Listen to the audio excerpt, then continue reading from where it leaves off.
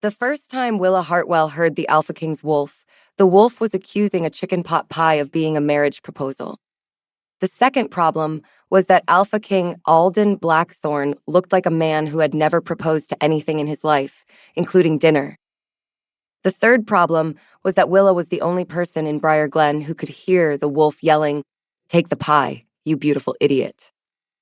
She stood in the middle of the harvest square with flour on her sleeves, a loose braid falling over one shoulder, and a covered basket full of chicken pot pies warming both hands. Around her, the whole town held its breath. Briar Glen could survive drought, wolves in the orchard, and Mrs. Bellamy's annual plum wine, but it had never learned how to behave around royalty. Alpha King Alden Blackthorn had just dismounted from a black horse near the well. He wore a long, dark coat, riding gloves, and the expression of a man who could turn a bake sale into a military inspection by blinking too slowly. His hair was black, his eyes were amber brown, and every line of his face looked carved for command rather than conversation. Willa made a proper curtsy. It was not an elegant curtsy. Bakers who had been awake since 4 a.m. did not have spare strength for elegance. She lifted the basket. "Welcome to Briar Glen, Your Majesty. My mother sent these from Hartwell Bakery." Alden took one warm pie with 2 fingers, as if accepting a sealed treaty. Inside him, his wolf lost every ounce of royal discipline. "She fed us." Brindle's voice thundered through Willa's skull with holy delight. "The woman has chosen us. Take the pie. Smile." No, not like a tax notice. Willa did not move. She had learned, very young, not to move when she heard things no one else could hear. The Alpha King looked at the chicken pot pie. Then he looked at Willa. His face remained firm, handsome, and severe enough to make the fiddler stop tuning. Nothing in his human expression suggested that his inner wolf was planning a wedding over gravy and pastry crust. "Thank you," Alden said. "Do not thank her like you are signing a road tax," Brindle groaned inside him. "Show teeth, but romantically, carefully. Humans hate the wrong teeth." Willa lowered her eyes to the basket before laughter betrayed her. Steam slipped out from beneath the cloth. It smelled of roasted chicken, butter crust, thyme, carrots, pepper, and the kind of comfort that made hungry men suddenly believe in mercy. Mayor Edwin Pike stood beside her, sweating as if the sun had chosen him for punishment. Briar Glen had hung bunting from the church porch. The school children had polished their shoes. The farmers had washed the dust from their hats. Even the geese near the trough looked less criminal than usual. The Alpha King had not come for a festival. No one said that aloud. Everyone knew it. For 3 weeks, the werewolves of the Eastern Ridge had been getting sick. Shifts came late or broke halfway. Men woke with fever and wolf eyes. Women felt their beasts clawing from inside without enough strength to come through. Dogs howled toward the Old Sparrow mine. Sheep refused to drink from Silver Run Creek. A blacksmith's son had shifted one paw and one ear during supper, then cried because his soup tasted like metal. The Royal Council had sent clerks, healers, and 2 inspectors with boots too clean for honest work. They found nothing. That was why Alden Blackthorn, Alpha King of the Northern Packs, had come in person. Willa had hoped for someone less overwhelming. A cousin of the king would have been fine. A secretary with poor posture. A cheerful guard who liked pie and asked no difficult questions. Instead, Briar Glen had received the wolf-crowned king. The man who had settled 3 border feuds before 35. The man whose silence made councilmen confess errors they had not yet committed. The man who now held one of Willa's chicken pot pies while his inner wolf sniffed it like a sacred relic. "It smells of butter, smoke, home, and destiny under crust," Brindle declared. "We shall marry at sunset." Willa bit the inside of her cheek. Alden broke the crust. Steam rose between them. For 1 second, something in his severe face softened. It was not a smile. It was the memory of a smile that had been buried under law, duty, and too many rooms full of old men saying impossible things with confidence. He took a bite. Brindle made a sound Willa could only describe as a cathedral bell falling into a feather bed. "Mate," the wolf announced. Willa coughed. Alden's gaze snapped back to her. "Are you well?" The entire square froze. because the Alpha King had just asked a gentle question of the baker's daughter. Willa had no title, no fortune, and no family name beyond a bakery sign painted by her grandfather. She held the basket tighter. Yes, Your Majesty, flour dust. That makes no sense, Brindle decided. Her voice is pretty. I accept the explanation. Alden watched her for one breath longer than he needed to. Willa felt that breath like a warm hand at the back of her neck. Then the mayor cleared his throat and began his welcome speech. No one noticed that Willa stopped listening. She was busy hearing the Alpha King's wolf plan a domestic future involving her bakery, 3 ovens, and, for reasons that were never explained, 4 goats. Willa Hartwell had heard inner wolves since she was 8 years old. They were not human thoughts. She could not hear whether someone hated turnips or lied about taxes, unless that person's wolf had opinions about either subject. Wolves were older things. They lived behind the eyes of shifters. They scented truth before the human tongue found words. Some were calm. Some were vain. Some sounded like tired grandmothers. Some sounded like soldiers who had drunk too much coffee. Willa learned early that mentioning them was a terrible idea. When she was 9, she accidentally told the butcher that his wolf wanted to bite the tax collector. Her mother had taken her into the pantry that night and held both her hands. Hattie Hartwell was a broad-shouldered widow with flour in her hair and no patience for foolishness, but fear had made her voice soft. Some gifts were useful knives, her mother had told her. You carried them quietly, or someone else would try to take the handle. So Willa listened and kept silent. She heard the schoolteacher's wolf weep over an old love. She heard Mayor Pike's wolf beg for 3 days of sleep and no more committees. She heard Mrs. Bellamy's wolf use language that would have cracked church glass when someone ruined soup. Now she heard Brindle. That was the name of the Alpha King's wolf. Willa knew because Brindle announced it to her mind with the importance of a judge entering court.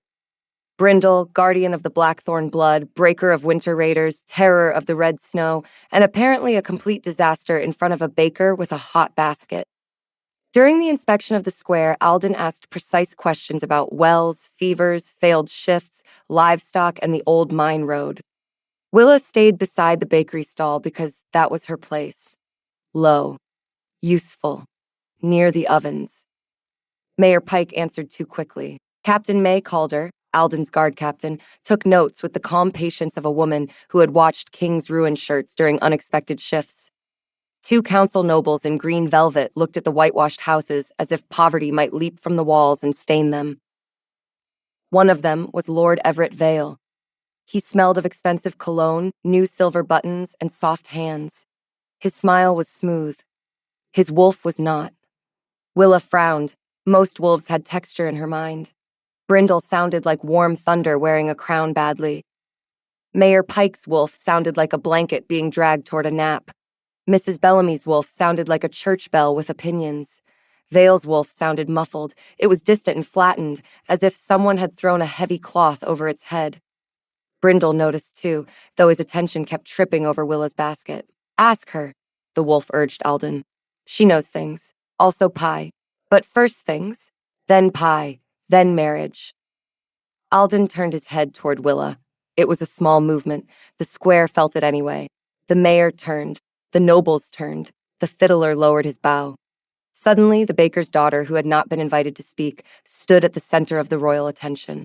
Alden's voice came even and formal. Mayor Pike tells me you assist the sick when the healer is unavailable.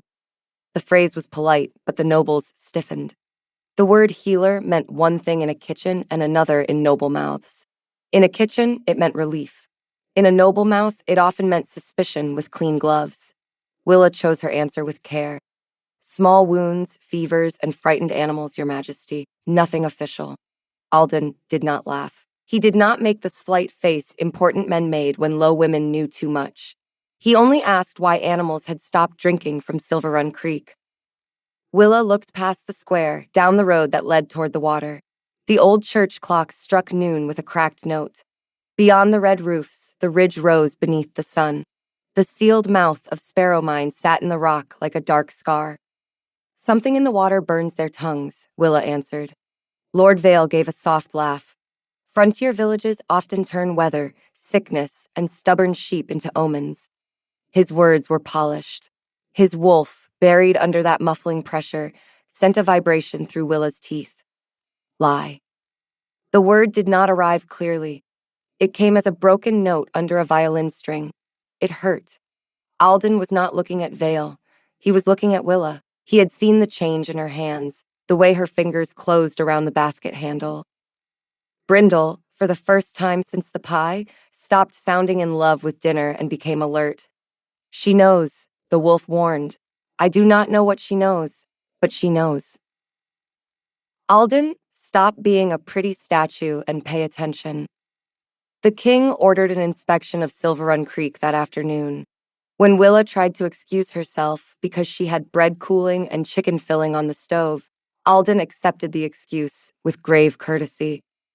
Then he asked her to join them after the bread was safe. That was how the trouble began. By late afternoon, Willa walked beside the Alpha King on the creek path with a basket of bandages, herb jars, and 2 chicken pot pies she had not meant to bring. They had simply appeared in the basket because her hands were traitors. Alden wore no ceremonial coat now. He had changed into a dark riding shirt, worn gloves and boots that had finally met mud. Without velvet and a crowd, he looked less like a symbol of crown power and more like a tired man who had not been allowed to be only a man in years. Captain May walked several steps behind them. Lord Vale had insisted on coming, of course, claiming the council required a witness to protect crown mining interests. His muffled wolf remained a smothered vibration in Willa's mind. Silver Run Creek cut the valley with water so clear it looked innocent. Willa knelt beside the bank and dipped 2 fingers in. The water was cold. It looked normal. When she brought her fingers near her nose, bitterness pricked the back of her tongue. Not pure silver, washed silver, ground into stone, mixed with old mineral dust and something sharp enough to scrape a wolf's blood raw. A horse screamed on the old mine road. It was Vale's bay gelding, a nervous animal with white showing around both eyes. Willa could not hear common animals the way she heard inner wolves, but animals shouted with their bodies. That horse was shouting with every muscle. Vale dismissed it. He dislikes stones. Willa did not answer. She went to the horse with open hands and the low voice she used for dogs with fever and men who did not want to admit pain. The gelding trembled. His eyes did not fix on the creek. They fixed on the slope below Sparrow Mine. Willa followed that look. There, almost hidden in brush, a gray vein shone where rain had split the ground. It ran down from the mine road like a fresh scar. She pointed. Alden moved to her side at once, tall and warm and silent. Vale laughed again, but this laugh ended early. Sparrow Mine is sealed by Crown decree, Vale said. No one has worked that shaft in 12 years. Lie. The muffled wolf struck again. Willa looked at Vale fully. His wolf was not quiet by nature. His wolf had been forced quiet. Alden did not ask her to explain in front of everyone. That was the first detail that made Willa trust him a little. He only ordered May to send guards to the exposed vein and forbade anyone from touching the soil without royal order. Vale bowed. Willa saw fury pass through his eyes like a shadow. That night, Alden appeared at Hartwell Bakery. Willa was alone, scraping flour from the long work table. The shop smelled of butter, pepper, thyme, warm wood, and the apple cakes her mother had set on the cooling rack. Outside, Briar Glen murmured beneath golden lamps. Inside, the Alpha King filled too much of the doorway. She straightened. Your Majesty. Alden, he corrected. Brindle inside him sat up as if trumpets had sounded. Good. Excellent. We have advanced from Your Majesty to Alden. Next step, shared roof, shared recipes, shared pillow. Be calm. Willa looked at an empty tray until she could trust her face. This is a bakery, she told him. Everyone pays in here, even kings. Alden placed a gold coin on the counter. Willa looked at it with the patience of a woman who had taught many large men not to touch hot pans. That buys the bakery. His expression did not change. I have no copper. That is a serious flaw in royal education. Something happened to the king's face. It was not a smile. It was a crack in winter. Willa felt absurdly pleased. Brindle lost all dignity. She jokes with us. This is progress of historic quality. Alden's official reason for visiting was the water. He asked about the gray vein, the creek, and what she had seen in the horse. Willa explained that the mark had not been there the week before. Old Thomas Hale drove goats along that road every morning. If the hillside had been open, the town would have known. Alden listened the way he did everything serious. Completely. It made every detail feel dangerous.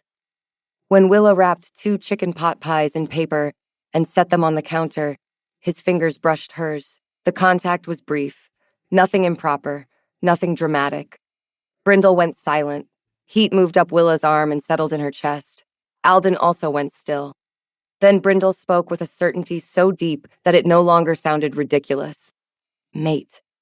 Willa withdrew her hand first. The bell above the door saved them both. Mrs. Bellamy entered with an empty jar and a terrible excuse about needing yeast at that hour.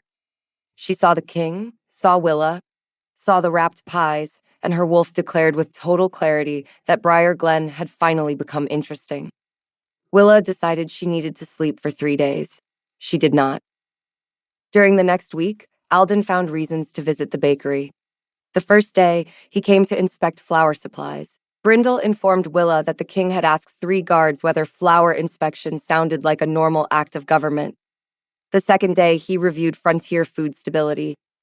Willa handed him a list of broken ovens, unfair salt prices, and a formal complaint about the capital's habit of sending damp sacks during rain season. The third day, there was no excuse.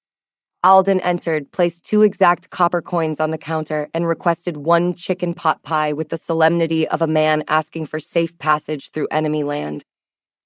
Brindle announced a historic victory. Willa began to expect the visits. That was troubling. She also began hearing more.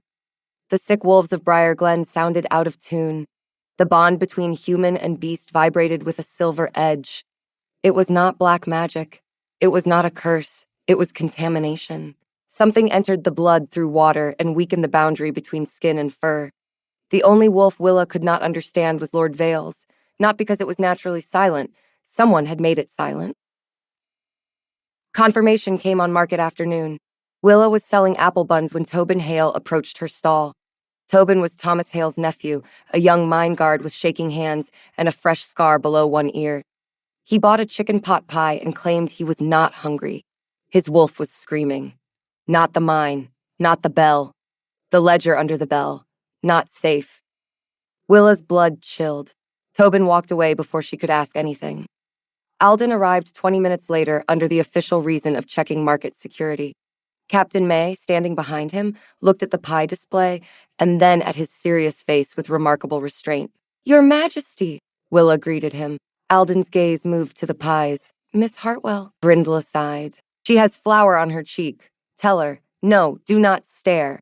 Staring is not communication unless you are a barn owl."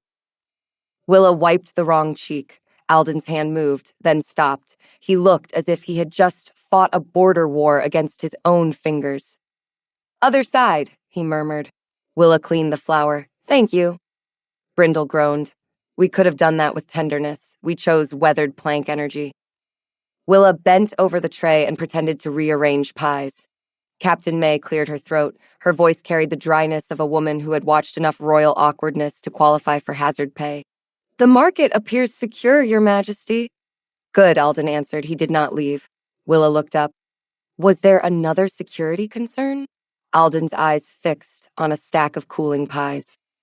"The crust." May's eyebrow moved. "The crust," Willa repeated. "It may be unstable." Brindle made a strangled sound. This is worse than the tax voice.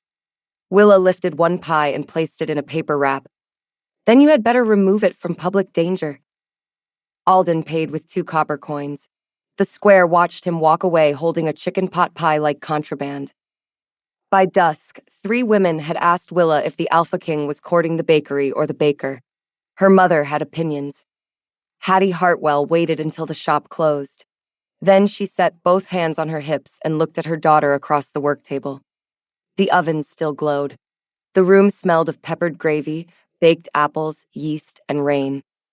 "That man comes in here too often to be worried about flour," Hattie said. Willa scraped dough from a bowl. He is investigating the creek. Does the creek live in my pie case? Not officially. Hattie's mouth twitched. Careful, girl. Willa's hands slowed. Her mother softened, but only around the eyes. Kings do not mean harm every time they notice someone below them. That does not make being noticed safe. He listens, Willa said before she meant to. Hattie studied her. The bakery seemed to grow quieter. Then make sure he listens when you say no, her mother answered. Willa nodded. She wished she could explain that Alden had not pushed. He had watched, asked, waited, and looked at chicken pot pie as if it held state secrets. The dangerous part was not that he commanded too much. The dangerous part was that he was trying not to. The investigation deepened. Royal Guards found old cart marks near Sparrow Mine. Someone had dragged ore out at night and washed it in hidden trenches that fed into Silver Run Creek. The silver dust was not enough to kill humans. It was enough to poison the wolf bond slowly. Vale insisted the marks were old. His muffled wolf thrashed so hard in Willa's mind that she tasted iron. Meanwhile, Alden kept returning to the bakery. His excuses grew worse. He inspected the salt shelf for 40 minutes, though he could not tell fine salt from coarse without reading labels. He assessed the back door and became trapped helping Hattie move 2 sacks of flour. He asked about ideal oven heat and listened to Willa's 12-minute explanation with the attention of a man receiving military intelligence. Brindle narrated every failure. He is here because he missed you. The wolf sounded deeply satisfied. He thinks asking about yeast is subtle. It is not subtle. A goat would notice. Willa poured filling into crusts and kept her face calm. She learned to read Alden from the outside while Brindle translated from within. Alden touched his cuff when he wanted to say something personal. He looked at trays when nervous. He became too still when someone mentioned his father. When Willa laughed, that stillness loosened as if her laugh lifted a stone from his chest. One morning, he entered without cloak, escort, or excuse. He sat on the bench beside the oven, where the heat softened even severe faces. Willa was kneading dough. The dough hit the table in a low rhythm, familiar and steady as a heart. Alden watched her hands. After a long moment, he admitted he had no official reason to be there.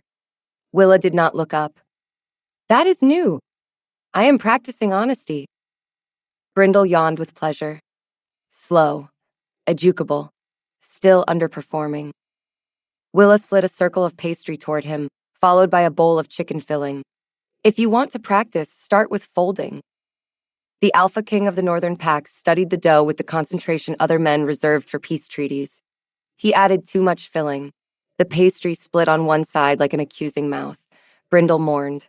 Our first pastry child has suffered. Willa laughed. Alden looked up, with flour on his thumb and offense in his eyes. It is not simple.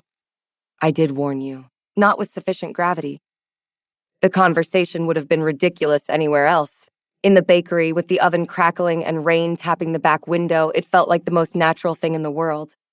Then Alden set the ruined pie on the table. Willa felt the change before she saw it. The humor left his shoulders. The man beneath looked younger than he did in the square, and more tired than any king should allow.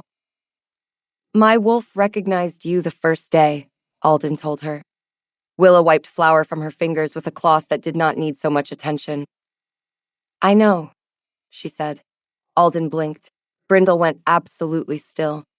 The truth settled between the three of them because somehow Brindle was in the room too. Willa had heard everything.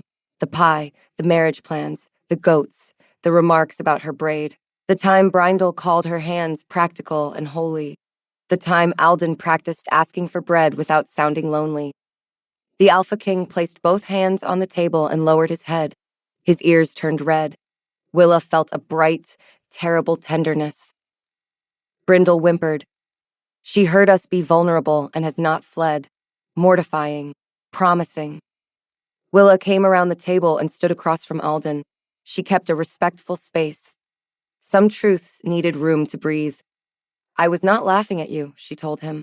His head lifted. Not exactly, she added, because honesty deserved precision. Alden's mouth almost moved. I was laughing because the most serious man I have ever met has a wolf who called chicken pot pie destiny under crust. Brindle gave a quiet huff of pride. Alden closed his eyes. The bakery filled with oven heat, rain sound, and the smell of butter. Willa could see shame moving through him. Not anger, not pride. Shame, old and disciplined, like a dog trained never to bark. "Does it change how you see me?" he asked. Willa rested one hand on the table near his, not touching yet. "Yes." His face closed. "It makes you more real," she said. The words stopped him. Brindle, usually impossible to silence, became very quiet. Willa chose each sentence with care. "Your wolf noticed the lie in Vale before anyone else. He knew I saw something at the creek. He ran toward me before protocol could argue. Everything you call loss of control sounded like honesty to me." Alden looked as if she had opened a window in a room sealed for years. He spoke of his father then. Not much. Enough. Old King Blackthorn had believed a ruler must be man first and wolf second. The beast was useful in war and dangerous everywhere else. Alden had heard that lesson so often that even love felt like disobedience. Brindle's voice, when it came, was low. "He thinks I am the part that makes him weak." Willa's heart hurt. "Your wolf is not your weakness," she said. Alden looked at her the way a starving man might look at warm bread and fear it was a dream. "I do not know how to ask for what I want without making it sound like an order," he admitted. "That explains the flower inspections." His expression cracked. Brindle rumbled with relief. "She teases. We live." Willa picked up the ruined pie and placed it on a tray. Practice. So he did. Not with speeches. Not with grand vows. With a second pie, less filling, and the careful humility of a king learning to crimp pastry edges in a bakery that smelled of rain and pepper. The next attempt held together, barely. Brindle declared it fit for diplomatic exchange and possible courtship. Willa told him not to get ambitious. The next several days became a strange pattern of illness, pastry, and royal self-betrayal. Every morning, Willa delivered bread to the sick houses on the East Lane. She carried broth rolls, bitter willow tea, and little hand pies for families too tired to cook. She listened to wolves in fevered rooms and heard the same silver scrape in different voices. Some wolves sounded angry, some sounded lost. One elderly Cooper's wolf spent an entire afternoon insisting the wallpaper was judging him. Willa wrote everything down. She kept the official notes plain. Fever at dawn, failed shift at moonrise, refused creek water, bitter taste after drinking. The private notes were less formal because private truth had less patience. Ned Cole's wolf thinks his left ear is still a paw. Mrs. Bellamy's wolf wants to bite Lord Vale's hat. Mayor Pike's wolf requests soup and fewer speeches. Brindle, when Alden read the notes later, declared the system brilliant. The wolf especially liked the part about biting hats and considered it a useful policy suggestion. Alden did not. He stood in the bakery after closing, one hand on the notes and one hand wrapped around a mug of coffee Hattie had made strong enough to negotiate with death. Willa watched him read by oven light. The hard planes of his face softened when he focused. Not much. Enough that she began to suspect his severity was not coldness. It was armor worn too long. "This is more useful than my council reports," Alden said. Willa wiped the work table. "Your council reports probably do not include wallpaper." "They include worse," Brindle added. "They include Lord Marden's 8-page opinion on bridge paint." "I lost the will to hunt." Willa snorted. Alden looked up. "Flower dust?" he asked. "Bridge paint," she answered before thinking. The silence that followed was not dangerous. It was worse. It was interested. Alden set the notes down. "You heard him." Willa kept wiping the same clean patch of table. "Brindle is not subtle. Subtlety is for rabbits and court accountants," Brindle said. Alden closed his eyes as if asking patience from every ancestor in the Blackthorn line. "What did he say?" "He has strong views about bridge paint." "Of course he does." Willa looked at him then. The king's mouth held that almost smile again. It was a rare creature. It appeared only near ovens, bad excuses, and evidence that his wolf had been embarrassing him. She wanted to see it more often. That was a problem. The bakery door opened, and Hattie came in from the backyard with a basket of kindling. Her gaze moved from Alden to Willa to the suspiciously clean table. She had the expression of a mother who had raised a daughter, lost a husband, run a bakery, and therefore knew nonsense before it finished entering a room. "Your Majesty," Hattie greeted him. "Are you here for illness, records, or my daughter's pie?" Alden straightened. "Records." Brindle sighed. "Liar." Willa coughed into her sleeve. Hattie put the kindling down. "Then you can review them while moving that flour sack. It is blocking the pantry." Alden looked at the sack. It was not blocking the pantry. It was 6 feet from the pantry and minding its own business. He moved it anyway. Brindle was delighted. "We perform domestic labor. We are nearly married." Willa covered her face with a dish towel. This became the rhythm of Briarglen's recovery before anyone called it recovery. Alden investigated water routes by day and failed to avoid the bakery by evening. Willa gathered wolf whispers and tried not to look pleased when the bell above the door rang. Hattie found increasingly transparent chores for a king to do and charged him fair prices for pie. Captain May observed all of it. May had the gift of standing in a room as if she were not judging anyone, while clearly judging everyone with military precision. She spent one rainy afternoon at the corner table, cleaning her dagger and watching Alden attempt to ask for another pie without sounding emotionally dependent on poultry. The attempt failed. "Miss Hartwell," Alden began. Willa was glazing apple buns. "Yes, Your Majesty?" He glanced at the display case. "I require 1 chicken pot pie." May did not look up from her dagger. "For state reasons." Alden's jaw tightened. "For supper." Brindle offered a correction. "For longing." Willa set a pie in paper. "Will longing be paying with copper today?" Alden placed the correct coins on the counter with grave care. May sheathed her dagger. "Progress." The king gave her a look that would have silenced a councilman. May lifted both hands. "I am proud of the realm." Willa laughed before she could stop herself. The sound changed the bakery. Alden looked at her and his face lost half its winter. He did not smile fully, not yet, but his eyes warmed. Willa had the sudden foolish thought that if she kept laughing, maybe some part of him would remember how. Brindle was not foolish. Brindle was direct. "Make her laugh again," the wolf urged. "We require it for national stability." The next morning, Alden came with a written list. He claimed it was a formal bakery supply assessment. The list included flour, salt, yeast, pie tins, rolling pins, chimney safety, and a final line that read, in Alden's severe handwriting, "Laughter conditions." Willa stared at it. "Laughter conditions?" she asked. Alden looked at the list as if it had betrayed him. "Captain May added that." From outside the open door, May's voice drifted in. "I did not." Brindle laughed so hard Willa nearly dropped the paper. Alden took the list back with a speed unworthy of royalty. "The final line is not part of the assessment." "That is a shame," Willa said. "It was the most honest part." He looked at her and the almost smile returned. "Then perhaps it remains under review." For one breath, the bakery was warm in a way no oven could explain. Then Hattie shouted from the back room that if the king was reviewing laughter conditions, he could also review the broken shutter. The shutter was not broken. It became broken when Alden tried to prove it was not. Briarglen spoke of that for 2 days. The comedy helped because the sickness did not stop. Humor did not cure anyone. It did not clean the creek or soften silver dust. But it kept fear from owning every room. Willa learned to use that. When she visited sick wolves, she carried food and bad jokes. She told Ned Cole that if his wolf still thought his ear was a paw, he should at least stop trying to scratch the table with it. Ned laughed until he cried. His wolf, embarrassed, sounded clearer afterward. She brought Mrs. Bellamy soup and asked whether biting Vale's hat would count as medical treatment. Mrs. Bellamy's wolf gave a 20-minute legal argument in favor. Mrs. Bellamy herself pretended not to enjoy it. She brought Mayor Pike a roll and informed him that his wolf had formally requested fewer speeches.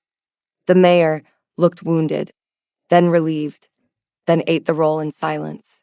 Alden watched one of these visits from the doorway of the Cooper's house. Afterward, as they walked back through the damp lane, he said nothing for so long that Willa began to count puddles. "You make them less afraid," he said at last. Willa tucked her basket closer to her side. I bring food. Food helps. Food does not tell a man his wolf is still there. She slowed. Rainwater dripped from the eaves. The lane smelled of wet wood, chimney smoke, and the bitter herb bundles hanging over doorways. In the distance, the creek ran too bright beneath gray sky. Alden's voice dropped. When a wolf falls silent, most people assume the worst. Willa told him that sometimes the wolf was only buried under pain. Alden understood the answer beneath the answer and asked if she could hear that difference. Most days, she could. He looked at her. And on the other days? Willa thought of Vale's muffled wolf, the cloth-heavy silence, the pain that struck her teeth. On the other days, she said, I know something is being hidden. Brindle, usually eager to interrupt, stayed quiet. Alden walked beside her without crowding. That had become one of the ways she measured him. He was large, powerful, and used to being obeyed, but he had learned not to take up all the air around her. That was not a small thing. The fourth bakery visit without a convincing reason became a disaster only because of the rolling pin. Alden arrived near closing with Captain May, 2 guards, and Lord Vale, who had inserted himself into the investigation like a thorn into a thumb. Vale smiled at the pie case. His wolf was muffled so tightly that Willa's temples ached. How charming, Vale said. The Crown now conducts policy in kitchens. Hattie, who was arranging cooling racks, looked him up and down. Kitchens feed policy. Try making one decision hungry and see what happens. Brindle admired her. Mother-in-law material. Willa nearly dropped a tray. Alden's eyes cut toward her. He knew that look now. The look of Willa hearing something damaging. Vale walked along the counter and touched a rolling pin with one gloved finger. Frontier wit is often mistaken for wisdom. The rolling pin was Hattie's favorite. The room changed. Every person who had ever worked in a kitchen understood the danger before Vale did. Hattie did not raise her voice. Do not touch that unless you plan to make yourself useful. Vale laughed. It was a small, polished mistake. Alden stepped closer to the counter, but Willa caught his sleeve. Just 2 fingers, a tiny pressure. He stopped. She did not need a king to defend her mother's rolling pin. Hattie handed Vale an apron. The council lord blinked. I beg your pardon? If you are inspecting kitchens, inspect dough. May turned away, but her shoulders moved. Alden's face became a study in royal restraint. Vale refused, of course. That only made it better.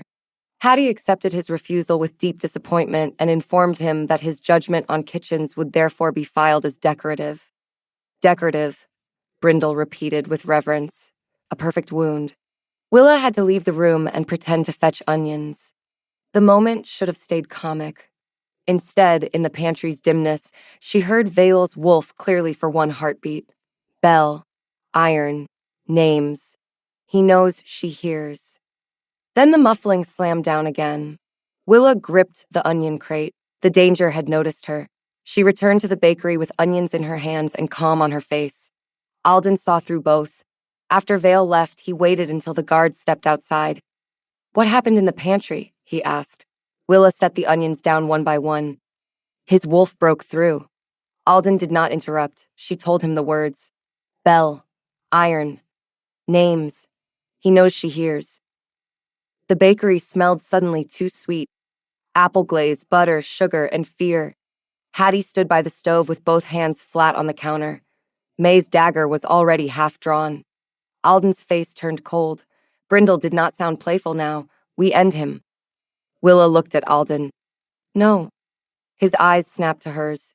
She warned him not to move without proof, because Vale would destroy whatever was hidden. Alden called it a threat. Willa corrected him with care. Vale had noticed her, and that was not the same. Brindle growled. They are close enough. Willa's voice softened because she heard the fear beneath the wolf's fury. I am not asking you to do nothing. I am asking you to let me find the thing that makes action matter. Alden's hand tightened at his side. He did not like it. He listened anyway. That was when Willa knew the heart of him was not command. It was effort. The silver sickness worsened before it broke. A ridge farmer shifted in the middle of church and could not shift fully back for an hour. A schoolgirl's wolf cried all night in Willa's mind, scared of its own paws. Tobin Hale stopped coming to market. Vale smiled too much. His wolf's muffled agony grew sharper every time anyone mentioned Sparrow Mine. Willa kept notes in a flour ledger because no one questioned a baker writing about measurements.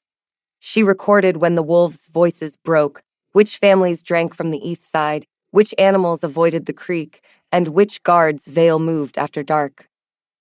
Alden read the notes in the bakery after closing. He did not mock the format, though one page had a recipe for herb biscuits in the margin. Captain May stood by the door while rain ran down the windows. This is enough to justify a formal search. Alden's jaw tightened. Vale will move the records before dawn. Willa thought of Tobin's wolf screaming about the bell. Not all records, she said. Both looked at her. She explained the broken words. Not the mine. Not the bell. The ledger under the bell. May's face sharpened. The church bell? Old Mrs. Bellamy keeps the tower locked, Willa said. Vale's men would not expect anyone to search there. Alden's gaze settled on her. We search it together. Brindle approved. Together. Excellent. Sensible. Romantic with evidence. Willa shook her head. If you go near the church with guards, Vale will know. Then May goes quietly. May is captain of the Royal Guard. She is quiet the way thunder is private.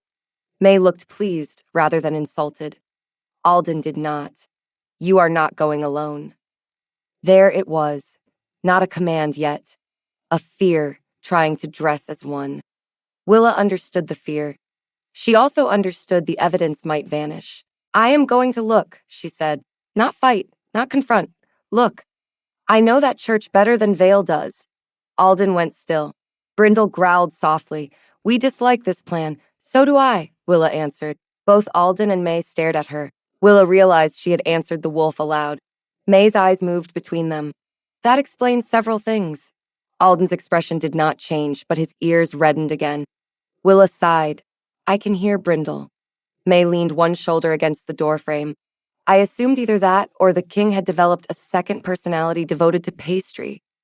Brindle was offended. I am devoted to many things. Alden closed his eyes. Captain. May answered him with perfect military innocence. Alden told her not to enjoy this, and May admitted that order had arrived too late. The humor did not remove the danger. It made the danger bearable. They agreed on a plan. Willa would enter the church by the side door with a lantern and a sack of stale bread, which gave her a plausible reason to feed Mrs. Bellamy's abandoned hens. May would place 2 plainclothes guards near the square. Alden would remain at the mayor's house, visible enough that Vale believed him occupied. Brindle hated every part of it. Willa could feel Alden hating it too. That night, the old church smelled of wax, dust, damp stone, and the faint sourness of rain on ancient wood. Willa slipped through the side door with her lantern low. The cracked bell hung in the short tower above, black against moonlight. Every stair creaked. Every draft smelled faintly of the mine. She found the hollow beneath the bell platform after 10 minutes of feeling along warped boards. A narrow plank lifted under her knife. Beneath it rested a small iron box wrapped in oilcloth. Inside were shipping records. Sparrow Mine had not been sealed. It had been worked by night. Silver ore had been ground, washed, and hidden under false freight names. Water had been diverted into the creek after dark. The papers carried Vale's seal and the marks of 2 council clerks. Willa tucked one ledger under her shawl. Then, footsteps sounded below. Vale's voice floated up the stairwell, soft and cold. Miss Hartwell, bakers keep unusual hours. Willa's fear became very calm. That happened sometimes. Terror arrived so cleanly that the mind became practical. She thought of dough resting beneath cloth. She thought of which stair creaked least. She thought of where the bell rope hung. 2 men climbed behind Vale. They carried short clubs, not swords, quiet weapons. Vale smiled when he saw the open hollow. Curiosity is a dangerous habit in frontier girls. His wolf thrashed behind the muffling spell. Run, it forced through at last. Willa ran, not toward the door, toward the bell rope. One of the men grabbed her arm. The lantern struck the floor and spun light wildly against the stone. Willa dropped the bread sack and threw her whole weight onto the rope. The cracked bell woke with a terrible sound. It was bent, harsh, and enormous. The noise split the night over Briar Glen. Dogs began howling. Somewhere, Mrs. Bellamy's wolf shouted words that would have ended a church meeting. The man tightened his grip on Willa's arm. The ledger slid from under her shawl and fell beneath a bench. Willa had one absurd thought. She had not finished tomorrow's pie crusts. Then she felt something beyond the voices. Willa had heard inner wolves for years, but she had never felt a bond answer from inside her own chest. This was not hearing Brindle.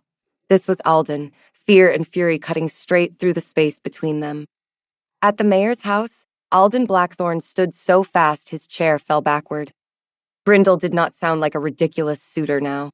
He sounded ancient, huge, and full of teeth. Willa. Alden did not ask how he knew. He shifted in the middle of the room, destroying a shirt, 3 buttons, and a small table Mayor Pike would never mention again without trembling. The Alpha King's wolf went through the window. Willa heard the howl before she saw him. The man holding her froze. Vale's face went pale. The church seemed to bend toward the sound.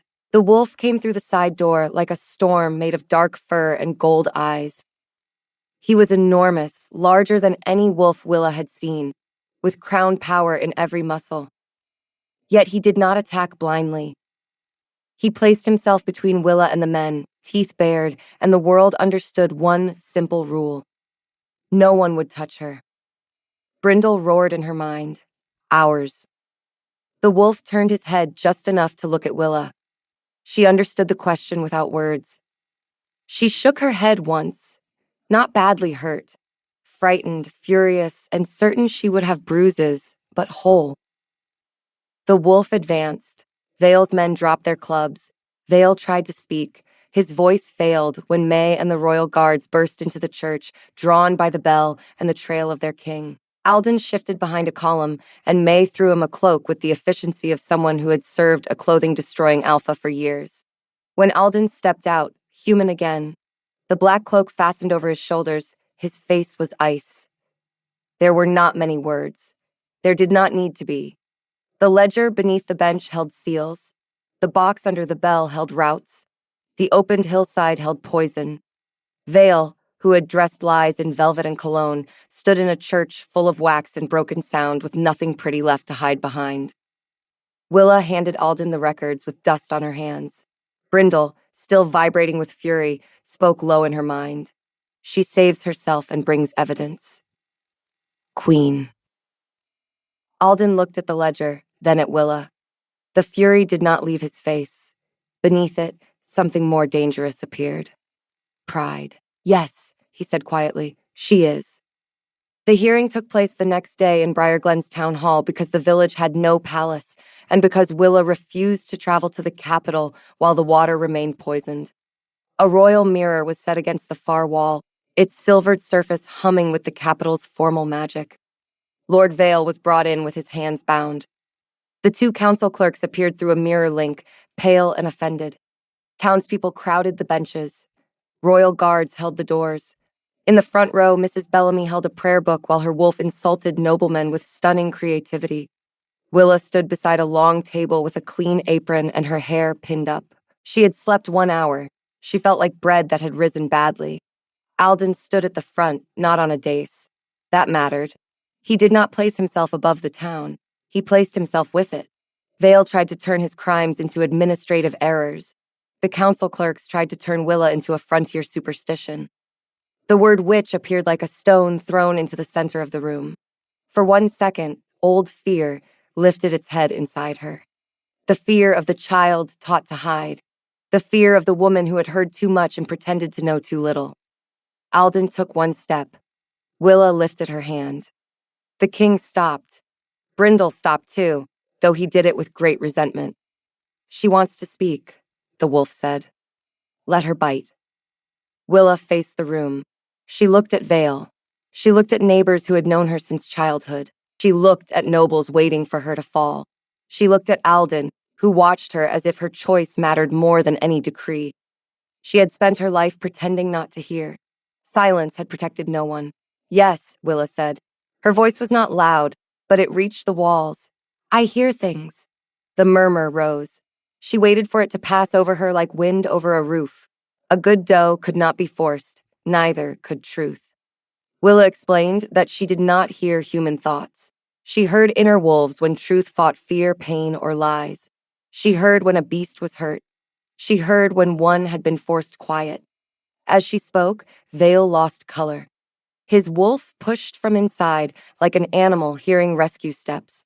Willa described the muffling spell, mute root and silver dust pressed into tea or wine for months. Vale had silenced his own wolf so it could not betray him. The room that began with suspicion became still. Not because people were afraid of Willa, because she was too precise. Then Vale's wolf broke through one more time. Bell. Iron plate. Second box. Names under the iron. Willa opened her eyes. There is another box in the bell tower, under an iron plate. May left with 2 guards. No one spoke while they waited. Alden stepped closer to Willa, just enough that his presence became an anchor, not a shadow. Brindle was unusually quiet.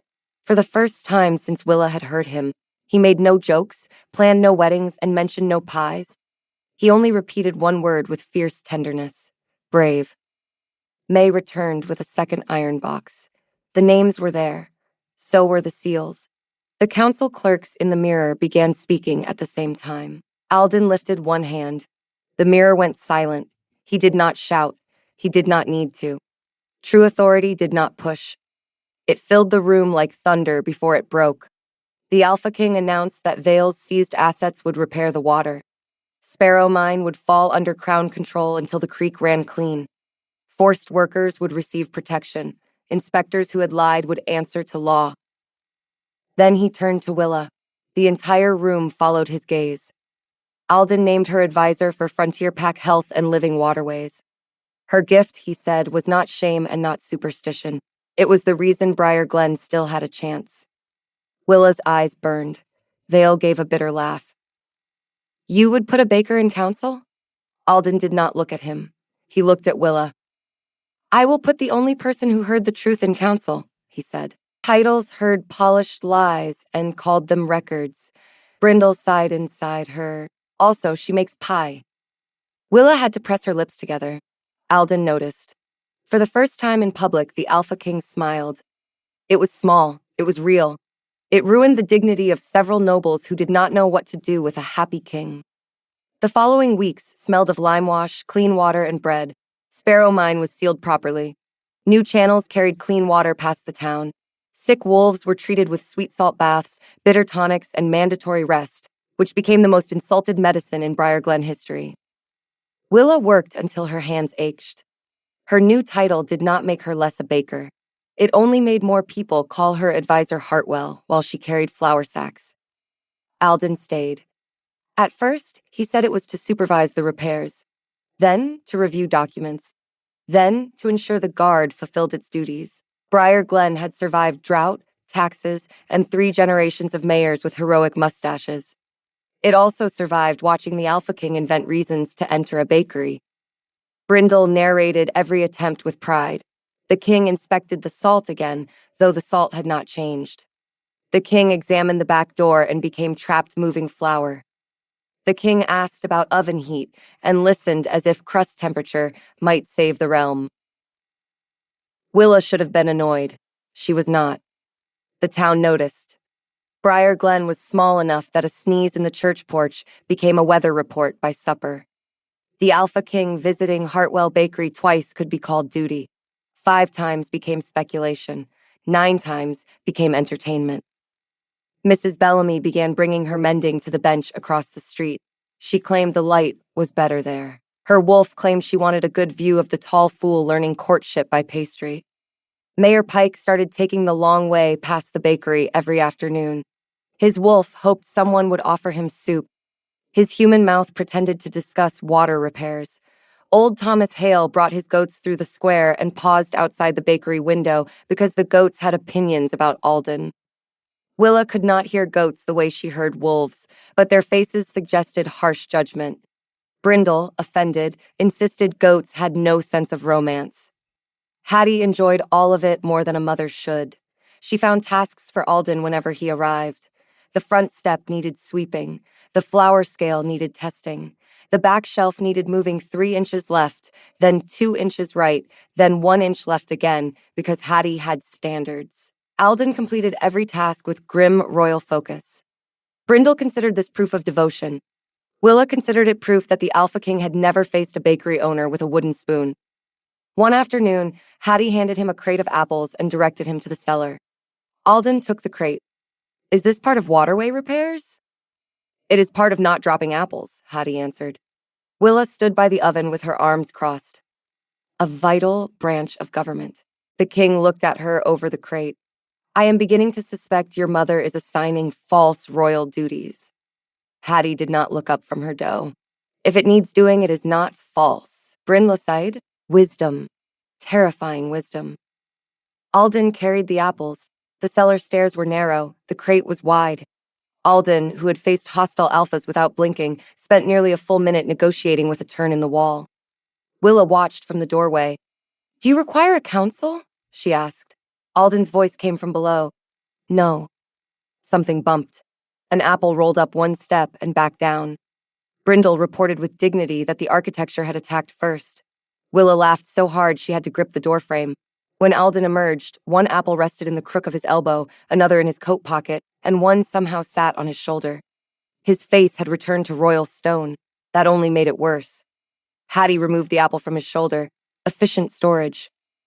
May, who had entered during the crisis, looked at the king and then at Willa. "Should I record this in the daily security report?" Alden brushed dust from his sleeve. "No." "The apples may disagree," Willa murmured. Brindle announced that if she laughed again, the apples had died with honor. The recovery work also brought tenderness into places Willa did not expect. Alden visited sick wolves with her now, not as a king arriving to inspect damage, as a man learning how to sit in small rooms and be useful. He chopped wood for the Cole family because Ned's hands shook. He fixed a loose shutter for Mrs. Bellamy and accepted 7 separate criticisms of his technique from her wolf. He carried water for a schoolgirl whose shift had failed, then let her wolf sniff his sleeve until it stopped trembling. The first time a sick child asked if the Alpha King ever got scared, the room went still. Willa stood near the hearth with a bowl of broth. She expected Alden to offer a king's answer, something polished, something about courage. Instead, he sat on the stool beside the child's bed. "Yes," he said. The child blinked. "Of what?" Alden looked at the small wolf ears that still had not faded from the child's hair. "Of failing people who trust me." Brindle whispered in Willa's mind. "And of losing you." "He will not say that part." "Coward." Willa almost spilled the broth. The child considered the answer, then asked if kings had to drink bitter tonic, too. Alden looked at the cup Willa held. Willa held it out. The Alpha King drank the bitter tonic without changing expression. It was an impressive act of rule. Then his eyes watered. The child laughed. Her wolf laughed too, weak but clear. Alden handed the cup back to Willa with his dignity in ruins and his purpose accomplished. Outside, as they walked back toward the bakery, Willa told him that had been kind. "It was vile," Alden answered. Willa asked whether he meant the tonic or the kindness. Alden clarified that the tonic had been vile. The kindness had been survivable. Brindle objected. "We are brave. We drank swamp punishment for a child." "Brindle wants credit," Willa said. Alden's gaze slid toward her. "He can have half." "Only half?" "He complained first." For once, Brindle accepted the ruling. The more the town healed, the less Alden could pretend he stayed only for duty. He tried anyway. He attended a meeting about new creek stones and asked Willa afterward whether stone placement affected bakery deliveries. It did not. He inspected the well pulley and somehow ended up holding Willa's basket. He reviewed the town's emergency grain stores, then asked if chicken pot pie counted as emergency grain. Willa told him it counted as emergency comfort. Brindle immediately requested 3. The council envoys in the capital grew restless. Letters arrived with red wax seals and stiff phrases about proper royal presence, capital expectations, and the optics of frontier delay. Alden read them at the bakery table with a face that became colder line by line. Willa rolled dough across from him. The late afternoon sun lit the flour on her hands. Outside, clean water carts rattled toward the east lane. "They want you back," she said. Alden observed that they always wanted him where he was least useful. Willa called that inconvenient, and he answered that it was government. Brindle grumbled that the capital had no Willa, no decent pie, and too many chairs designed by enemies of the spine. Willa pressed a pastry circle into a tin. "You cannot stay in Briar Glen forever because the chairs are better." Alden folded the letter. No. The word lay between them. He could not stay only because chairs were better. He could stay for another reason if he was brave enough to name it. Willa did not help him. Not yet. She had spent her life swallowing truths for other people. She would not drag this one from his mouth just to soothe him. Hattie entered, saw the silence, and reversed out of the room carrying nothing. Brindle whispered, "We have frightened the mother." "Impossible," Willa said under her breath. "Nothing frightens my mother." Alden's mouth moved. What did he say? Willa told him Brindle had overestimated himself. Alden accepted that as familiar behavior. The almost smile came, then faded. Alden looked down at the letter. "If I ask you to come to the capital, I fear it will sound like a command." Willa's hands stilled. There it was, the shape of the thing. "Are you asking me?" she said. He looked at her. "I am trying to learn how." Brindle was silent. That silence touched Willa more than his jokes. She dusted flour from her hands. "My oven is here, my mother is here. The creek work is not finished." He knew. When Willa added that her new office was only a shelf beside the flour bin, Alden considered it a poor office. She considered the snacks excellent. Alden nodded gravely. "That is important." Willa stepped closer to the table. "If I ever come to the capital, it will be because we decide how my work continues, not because a crown pulls me by the sleeve." His shoulders eased. "Good. Good? I would hate myself if I became one more man who took you from a place that needs you." Willa had no joke ready for that. Brindle did. "We could move the entire bakery to the capital." "No," Willa and Alden said at the same time. They looked at each other. Then they laughed. The moment did not solve everything. It did something better. It proved the question could be held without breaking them. The next day, Alden made his worst chicken pot pie yet. He had improved enough to become overconfident. That was always the most dangerous stage of learning. He rolled the crust too thin, added too much filling, and attempted an ornamental leaf pattern that looked like a wounded moth. Hattie stared at it. May stared at it. Willa stared at it. Brindle, after a long silence, declared it abstract. Alden held the tray with both hands. "It has structural integrity." The pie chose that moment to leak gravy onto his boot. Willa bent over the table and laughed until her ribs hurt. Alden looked at the ceiling with the patience of a saint under trial. "It betrayed me." May folded her arms. "Your Majesty, the pie had warning signs." Hattie wiped the counter.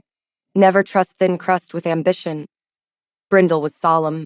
A lesson for kings. Alden looked at Willa. She was laughing openly now, no hand over her mouth, no fear that joy would be punished. Flour dusted her cheek. Her braid had loosened. Her eyes were wet from laughter. Something in his face softened so fully that the room quieted. Willa noticed. So did everyone else. Hattie picked up a towel and walked into the pantry with May. Neither needed a towel. Alden set the wounded pie down. "You look happy here," he said. Willa's laughter faded into a smile. "I am. I want to be part of that. No title, no excuse, no inspection of salt. Just truth." Brindle did not speak. Willa suspected he had both paws over his own mouth. She reached across the table and touched Alden's flour-covered hand. Then stay long enough to learn the difference between confidence and too much gravy. His fingers turned under hers. "That may take years." Good. The word was small. It was almost everything. One morning, Alden arrived with no excuse at all. He sat on the bench near the oven while Willa shaped dough. Sunlight crossed the table. Flour floated in the air like pale dust. The town outside had begun to sound healthy again. Hammers struck new water gates. Children shouted near the square. A dog barked without pain in it. Alden watched the dough beneath her hands. "I want to stay," he said. Willa's palms slowed. Brindle held his breath inside the king, which was impressive for a creature with no physical lungs. Alden continued before silence could become a wall. He did not want to stay only until the water was clean, not only until the council stopped asking stupid questions. He wanted to stay where Willa was. He wanted to make room for her bakery beside his world, not drag her out of one life and trap her in another. Willa did not move. If she moved too fast, the moment might break. She was not noble. She would say inconvenient things in meetings. She would charge him for pie, crown or no crown. If Brindle mentioned goats again, she would negotiate downward with force. Alden laughed. It was a whole laugh, warm and unexpected, the kind that should have lived in him for years and had waited for a safe kitchen. 2 goats, he offered. Brindle objected. 4. 3, Willa allowed. As a future discussion, Alden looked at her with a mix of wonder and surrender that was becoming dangerous to her heart. She placed both floury hands against his dark shirt. Beneath the cloth, his heart beat strong. She felt the man. She felt the wolf. For once, they did not sound like 2 forces fighting in one skin. They sounded like one breath. "Yes," Willa said. Alden went still as if the word had changed gravity. The kiss was soft at first because he was careful even when he trembled. Willa slid one hand to his jaw and showed him he did not have to be quite so careful with joy. He answered with a low sound, almost a sigh. The world narrowed to oven, warmth, flour, strong arms, and the quiet light of the bond between them. Brindle, with admirable restraint that lasted exactly 2 seconds, declared that the chicken pot pie had been right. Willa laughed against Alden's mouth. The king laughed too, and this time he did not hide it. A month later, the royal council came to Briar Glen for Willa's formal recognition. Willa found the ceremony unnecessarily solemn. Alden found it insufficiently solemn. Brindle found it undersupplied with chicken pot pie. The square where everything began was full again, but the air had changed. Silver Run Creek ran clean. Thomas Hale's goats drank without insulting the water with their eyes. The sick wolves were healing. The cracked church bell had been repaired and now rang clear above the roofs. Alden stood before the town and the capital envoys. He announced that Willa Hartwell would serve as permanent advisor for living waterways and pack health, not behind the throne, not as decoration, with her own seal, her own voice, and the right to contradict the king in public if the king became an idiot. That last phrase was not in the official document. Willa had added it. Alden confirmed it anyway. The square did not know what to do with that. Half the town applauded because they loved Willa. The other half applauded because Mrs. Bellamy turned around and glared at them.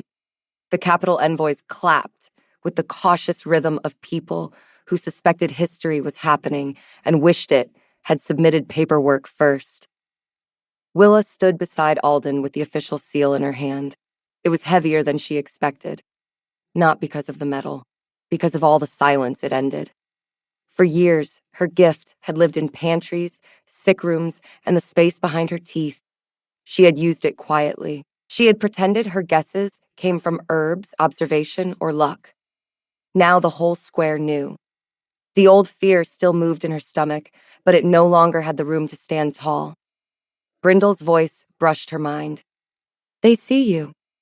Willa looked at Alden. His expression remained composed for the council. His eyes were not.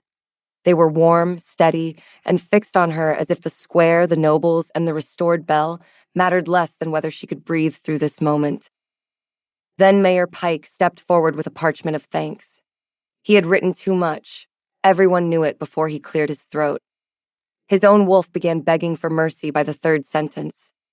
By the 5th, Brindle was making a sound like a dramatic collapse. By the 7th, Mrs. Bellamy's wolf suggested that the repaired bell could be used as a weapon. Willa pressed her lips together. Alden leaned very slightly toward her. "Is the mayor's wolf suffering?" Willa kept her eyes forward, deeply. So is mine. So is the town. The mayor continued with the bravery of a man unaware that 3 inner wolves had resigned from public life. Finally, Hattie walked up to the speaking platform with a tray covered in a blue cloth. She did not ask permission. Hattie had never considered permission a useful ingredient. Mayor, she called, before the pies go cold. The square cheered with the relief of a town rescued from civic gratitude. Mayor Pike surrendered the parchment.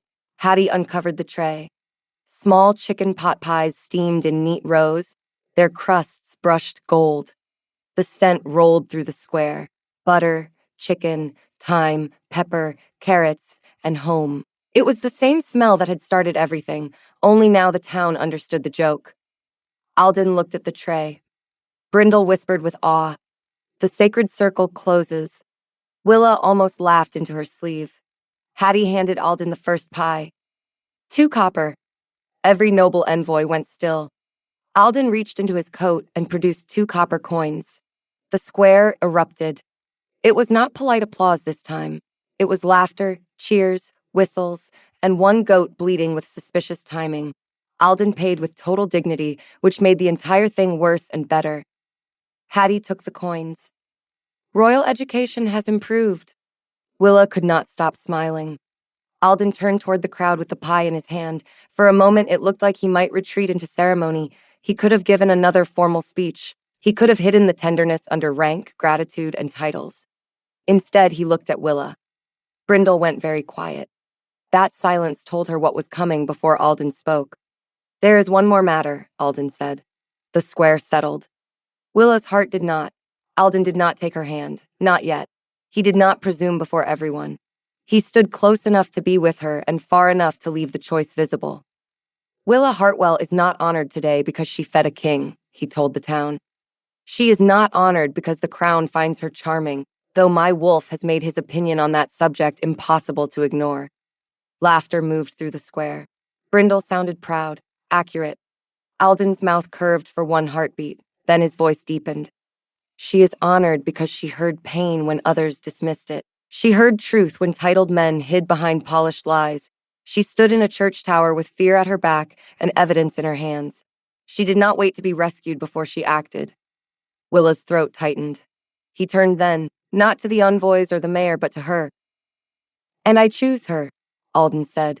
The words landed softly and still reached every corner of the square. Not as a reward, not as a command, not as a crown taking what it wants. I choose her because she taught me to listen to the part of myself I had been trained to silence. I choose her because she tells me the truth when I am being an idiot. Mrs. Bellamy made a delighted sound. Hattie nodded once, satisfied. Willa could barely see Alden through the sudden sting in her eyes. If she will have me, he continued, I will make room for her bakery beside my council, her voice beside my crown, and her pies in every negotiation where sense is required. Brindle finally broke. And goats. Willa laughed through the tears. Alden heard it, and the formal shape of him softened. The goats remain under negotiation. That finished the square. Even the capital envoys laughed, though 2 looked ashamed of themselves for it. Alden held Willa's gaze. He waited as he had waited in the town hall, as he had waited in the bakery, as he had learned to wait whenever the answer needed to be hers. Willa stepped closer. I will have you, she said. The square cheered before she could add the conditions, so she lifted one finger. Briar Glen, trained by Hattie Hartwell and many years of hot ovens, quieted quickly. Willa made the terms clear.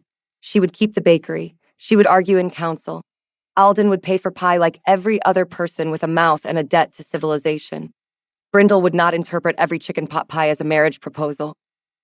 Alden accepted the first 3 terms with solemn speed. Then he looked briefly distant, listening inward. He refuses that term. Brindle objected with wounded dignity. I prefer sacred domestic treaty. Willa folded her arms. Absolutely not. Alden's eyes warmed. Negotiations remain open. The town cheered again. This time, Alden offered his hand.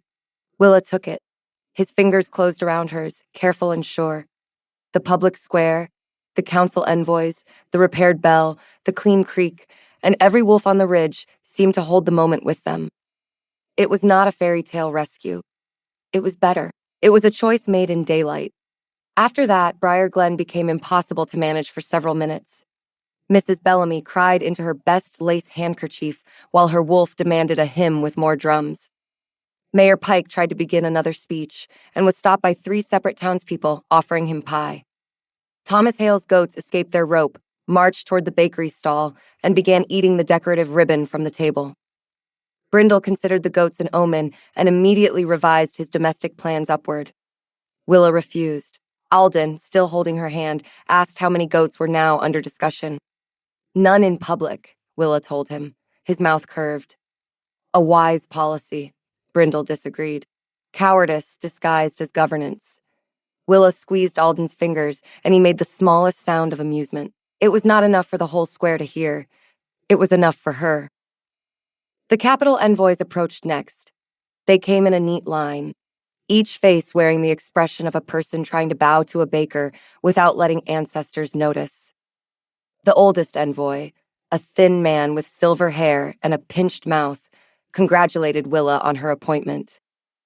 His words were correct. His tone suggested he had swallowed a lemon with legal training. Willa thanked him sweetly. His inner wolf, much to her surprise, whispered that the lemon man was frightened of Hattie. That improved Willa's mood. Hattie stood behind the pie stall, arms folded, wooden spoon tucked under one elbow like a royal scepter. She had not cried during Alden's speech. She had not cried during the ring of applause. She did, however, look at Willa with a softness that made Willa's chest ache worse than tears. Alden stepped toward her mother. The square watched with renewed interest because an alpha king facing a baker's mother was better than any formal entertainment the council had provided. Mrs. Hartwell, Alden began. Hattie lifted one brow. Your Majesty. Brindle whispered to Willa, this may be more dangerous than the church. Alden did not flinch. I will honor her work. Hattie informed him that he had better. Alden promised he would not remove Willa from the bakery, and Hattie made it clear he could try at his own risk. Alden's eyes warmed. I would fail. That was the correct answer. Hattie looked him over for another long second. Then she picked up a small chicken pot pie and held it out. 2 copper, Alden paid. No king had ever looked more relieved to be charged. Captain May, standing nearby, recorded something in her notebook. When Willa asked what it was, May claimed she was updating the security report. Brindle insisted the entry read, Alpha King survived maternal inspection, morale improved. The repaired church bell rang once above the square. The sound was clear now, not cracked, not panicked. It rolled over the roofs and toward the clean creek, where sunlight broke across the water in silver that no longer hurt. Willa listened. For the first time in weeks, the town's inner wolves did not sound scraped or broken. They sounded tired, hungry, curious, and full of gossip. In other words, they sounded alive. That was when the weight of the day truly reached her. She had not only survived being seen, she had been believed. Alden must have felt her hand tremble because his thumb moved once across her knuckles. No grand gesture, no claim. Just a quiet anchor in the noise. Still breathing? He asked. Willa told him mostly. Alden approved, and she asked him the same. He glanced toward Hattie, the goats, the envoys, and the tray of pies. Under pressure. Willa laughed, and this time the whole square heard. When the ceremony ended, the nobles tried to decide whether to applaud or faint from lack of tradition. Alden approached Willa with a basket. She smelled it before she saw it. Baked pastry. Warm filling, one burned edge. Inside sat a crooked chicken pot pie, golden on one side, pale on the other, with a seam that had lost its battle against gravy. I made it with minimal supervision, Alden told her. Brindle corrected him at once. Intense supervision from 3 cooks, 1 captain, and me. Willa looked at the pie as if it were a jewel. It was terrible. She loved it. Then Alden took a simple gold ring from the basket. Not a heavy crown jewel. A warm old piece, worn at the edges, set with a small honey-colored stone. It was my mother's, he said. The square quieted. Alden's voice remained steady, but Willa knew him well enough now to see the tremor in his hand. She told me a queen was not the woman who sat highest. She was the woman who taught the king to listen better. Willa could not speak. For once, Brindle could not either. Alden did not kneel. Willa was grateful. The square was already emotional enough. Instead, he offered the ring with both hands, the way a person offered bread, clean water, or a truth worth keeping. I am not asking you to leave your ovens, he said. I am asking you to let me make room beside them. Willa took the ring. When she put it on, the square burst into applause. Wolves howled from the ridge. Mrs. Bellamy cried into a handkerchief while her wolf demanded someone pour wine. Hattie Hartwell stood near the bakery stall, wiping her eyes with the corner of her apron. Then she pointed at Alden with a wooden spoon. She still charges for pie, Hattie called. Alden bowed his head. As she should. Brindle sounded deeply moved. A noble family. That night, after everyone left, Willa and Alden returned to the bakery. The kitchen was warm. Moonlight rested over the rooftops. On the table, the crooked chicken pot pie sat on a plate like a small act of faith. Alden sat on the bench near the oven. Willa leaned against his shoulder. For years, hearing wolves had been a burden. It had been an open door into secrets, a reason to hide, a knife carried quietly. Now, in a kitchen that smelled of thyme and wood smoke, with the Alpha King learning to stay and his wolf finally allowed to rest, her gift no longer felt like a blade. It felt like a way home. Alden broke the crooked pie in two and offered her half. The edge was too hard, the filling was good, the shape was a disaster. Somehow that made it perfect. To our first domestic treaty, Alden said. Willa lifted her half. To 3 goats as a future discussion. Brindle growled gently. Negotiations remain open. Alden laughed under his breath. Willa laughed with him. Outside, Briar Glen slept beside clean water. Inside, the oven held its last coals. The ring shone on Willa's hand, and the wolf who had mistaken chicken pot pie for a marriage proposal said one word in her mind. Home. No one had to pretend they had not heard. Thank you for listening. If this story grabbed your heart, hit that like button and subscribe so you never miss our next story. We'll see you in the next one.